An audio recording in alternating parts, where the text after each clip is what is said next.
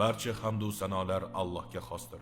Biz unga hamd aytamiz va undan yordam so'raymiz.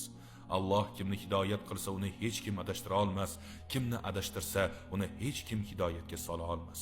Guvohlik beramanki, Allohdan o'zga iloh yo'q. U yagonadir. Uning sherigi ham, o'xshash ham, tengi ham yo'qdir. Yana guvohlik beramanki, Muhammad uning bandasi va rasulidir. Ey odamlar, so'zlarimga quloq soling. Bilmayman, ehtimol bu yildan keyin sizlar bilan bu yerda boshqa uchrashmasman. Ey odamlar, mana shu kuningiz, shu oyingiz va shu shahringiz Makka qanchalik muqaddas bo'lsa, jonlaringiz, mollaringiz va nomusingiz ham shunchalik muqaddasdir. Har qanday tajovuzdan himoyalangandir. Sahobalarim, ertaga Robbingizga ro'baro bo'lasiz.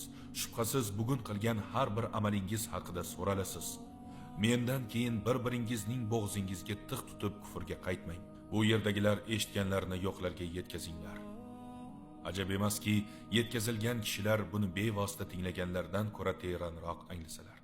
So'ng birinchi bo'lib ribo haqida gapirdilar. Aytdilarki, sahobalarim, kimning huzurida omonat bo'lsa, uni darhol egasiga qaytarsin. Bilingki, riboning har qanday ko'rinishi bekor qilindi. Bu Allohning buyrug'idir. Men bekor qiladigan birinchi ribo amakim Abbos ibn Abdumutallibnikidir. Biroq bergan sarmoyangiz o'zingizniki bo'lib qoladi. Zulm qilmang va zulmga qolmang. Keyin ayol haqlari haqida so'z ochdilar. Ey odamlar, ayollar haqqiga rioya qilib, ular borasida Allohdan qo'rqishingizni vasiyat qilaman. Zero siz ularni Allohning omonati o'laroq qabul qildingiz. Allohning nomi bilan o'zingizga halol qildingiz. Ayollardagi haqqingiz kabi ularning ham sizda haqlari bor. U zot irqchilikka chek qo'yadigan so'zlarni aytdilar. Ey odamlar, Robbingiz birdir, otangiz birdir, hammangiz odam bolalarisiz. Odam esa tuproqdan yaratilgan. Arabning arab bo'lmagandan ustunligi yo'q. Shuningdek, arab bo'lmaganning ham arabdan ustunligi yo'qdir.